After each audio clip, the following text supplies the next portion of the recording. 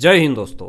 अभी थोड़ी देर पहले पश्चिम बंगाल सरकार को सुप्रीम कोर्ट ने फटकार लगाते हुए ये कहा कि आप हमें ये ना बताएं कि सुनवाई कैसे करना है और कब करना है। और सिर्फ ममता सरकार को ही सुप्रीम कोर्ट ने नहीं लतार लगाई, कपिल सिब्बल को भी फटकार लगाई। लेकिन इस फटकार के बाद से पश्चिम बंगाल सरकार को विधानसभा चुनाव में क्या क्या मुसीबतें झेलनी पड़ेंगी और क्यों ऐसी स्थिति आने वाली है जो कि बंगाल सरकार बर्खास्त होने की कगार पे आ जाएगी। पूरा विषय आपको विस्तार से बताएंगे, तब आपको समझ में आएगा कि पश्चिम बंगाल विधानसभा चुनाव में ममता सरकार की टेंशन बढ़ने वाली है।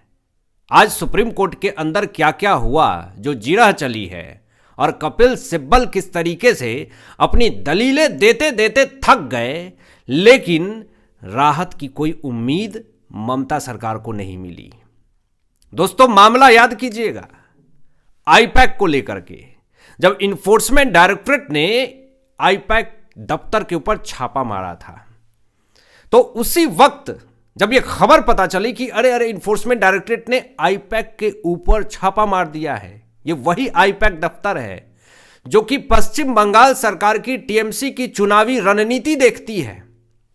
आनन फानन में पश्चिम बंगाल की सिटिंग सीएम ममता बनर्जी पहुंचती हैं आईपैक दफ्तर में और कुछ फाइल लेकर के वहां से फरार हो जाती हैं। ऐसा वीडियो भी फुटेज सामने आया था। कुछ लोगों ने दावा यह किया कि ममता सरकार में किस तरीके से एक सिटिंग सीएम अपने बचाव के लिए फाइल आनन फानन में उठा करके ले जा रही हैं। आखिर क्यों? वो फाइल आखिर है क्या? किस भ्रष्टाचार के वो फाइल हैं? इन्फोर्समेंट डायरेक्टरेट ने सुप्रीम कोर्ट में पूरी पोल पट्टी खोल करके रख दी सिटिंग सीएम ममता बनर्जी की।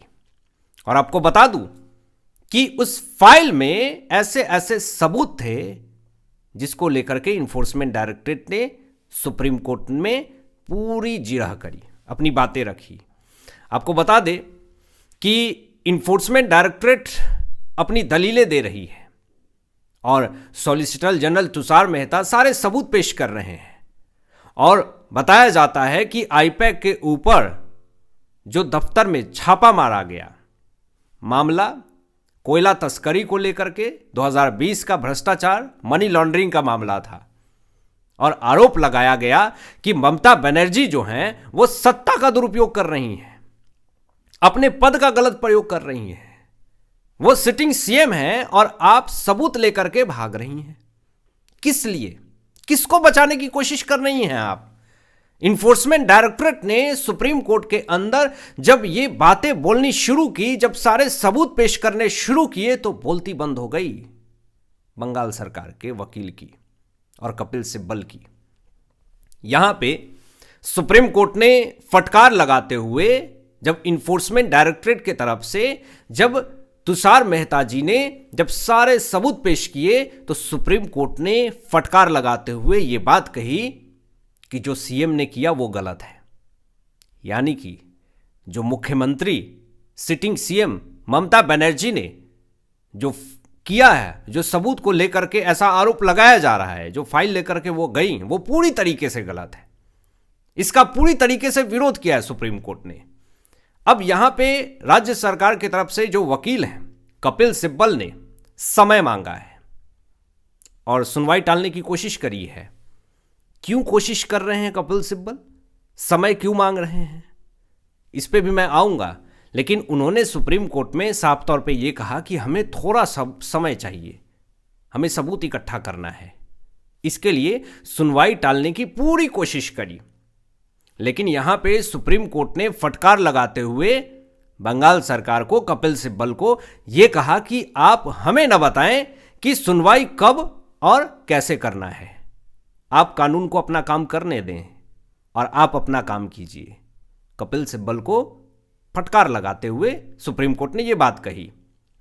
यहां पे कपिल सिब्बल ने बयान दिया कि जवाब देने के लिए हमें समय चाहिए। ये साबित करना चाहते हैं कपिल सिब्बल कि जो फाइल लेकर के जाते हुए या फिर सबूत को मिटाने का जो आरोप लगा हुआ है बंगाल सरकार के ऊपर, वो पूरी तरीके से गलत है। ये साबित करना चाहते हैं कपिल सिब्बल। लेकिन यहां पे सॉलिसिटर जनरल तुषार मेहता जी ने, इन्फोर्समेंट डायरेक्टरेट की तरफ से जो वकील हैं तुषार मेहता जी ने, साफ तौर पे ये कहा कि मामला को लटकाने की ये चाल है। अब पूरा एजेंडा समझिएगा कि क्यों ऐसा किया जा रहा है, क्यों कपिल सिब्बल समय की मांग कर रहे हैं और क्यों तुषार मेहता जी ये बात कह रहे हैं कि मामला को लटकाने की ये चाल है। लेकिन सुप्रीम कोर्ट ने ये बात कही कि नहीं, मामला नहीं लटकेगा, सुनवाई होगी और जैसे हो रही है वैसे ही होगी। लेकिन यहां पे बंगाल सरकार की तरफ से, ममता बनर्जी सरकार की तरफ से, कपिल सिब्बल की तरफ से समय की मांग इसलिए करी जा रही है, मामला को लटकाने की कोशिश इसलिए करी जा रही है कि अगर विधानसभा चुनाव से पहले अगर फैसले आ जाते हैं तो बीजेपी इस फैसले को आधार बना करके राजनीति छवि पूरी तरीके से खराब हो जाएगी और इसका फायदा बीजेपी को मिलेगा।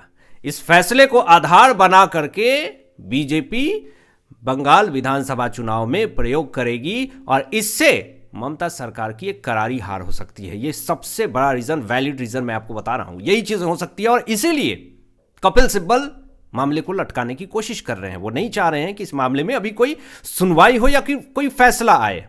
अगर ये सच में साबित हो गया कि एक सिटिंग सीएम मुख्यमंत्री ममता बनर्जी, जहां पे इन्फोर्समेंट डायरेक्टरेट ने छापा मारा, वहां पर एक मुख्यमंत्री सबूत को लेकर के सीधा चली जाती हैं, अगर ये आरोप साबित हो गया, सिद्ध हो गया, इन्फोर्समेंट डायरेक्टरेट की तरफ से जो लगाए आरोप है वो साबित हो गए, तो फिर ममता बनर्जी की मुसीबतें बढ़ेंगी और जो चुनाव होने वाले हैं, विधानसभा चुनाव होने वाले हैं, उसमें छवि इनकी पूरी तरीके से खराब हो जाएगी। जनता का भरोसा पूरी तरीके से टूट जाएगा कि अरे एक सीएम सबूतों के साथ छेड़छाड़ कर रही हैं, ये तो खुलेआम धोखेबाजी है जनता के साथ।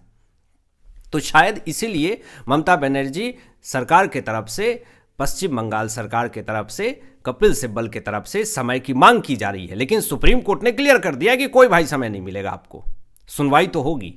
अब देखिए, अगर सुप्रीम कोर्ट से ममता सरकार के खिलाफ अगर फैसला आ जाता है, जो इन्फोर्समेंट डायरेक्टरेट ने ये बात जो सुप्रीम कोर्ट में कही है कि सबूतों के साथ छेड़छाड़ किया गया है मुख्यमंत्री के तरफ से, ममता सरकार की तरफ से, अगर सुप्रीम कोर्ट से फैसले ममता सरकार के खिलाफ आ जाते हैं तो क्या क्या समस्याएं बढ़ेंगी, जरा इस चीज को समझिएगा। सबसे पहले तो इनको सख्त फैसला मिलेगा बंगाल सरकार को कि जांच एजेंसी के जांच में आप बाधा नहीं डाल सकती हैं। इन्फोर्समेंट डायरेक्टरेट अगर पश्चिम बंगाल के अंदर अगर जांच कर रही है तो इसमें आप किसी भी तरीके की बाधा नहीं डालेंगी। पहला आदेश सुप्रीम कोर्ट से ये आएगा। भारी जुर्माना लग सकता है और सजा दोनों हो सकते हैं, जुर्माना और सजा दोनों मिल सकते हैं। ईडी जो आरोप लगा रही है कि ममता बनर्जी जो है वो दफ्तर से फाइल लेकर के भागती हैं, सबूतों के साथ छेड़छाड़ करती हैं, अगर ये आरोप ईडी का लगाया हुआ अगर साबित हो जाता है तो फिर बीएनएस की धारा के तहत क्रिमिनल केस दर्ज हो सकता है। तीसरी चीज कि राजनीति छवि पूरी तरीके से खराब हो जाएगी। चौथी चीज, अगर कोर्ट ने मान लिया कि राज्य सरकार जानबूझकर के संविधान का उल्लंघन कर रही है तो केंद्र सरकार के पास आर्टिकल 356 यानी राष्ट्रपति शासन पर विचार करने के लिए कानूनी आधार बन सकता है।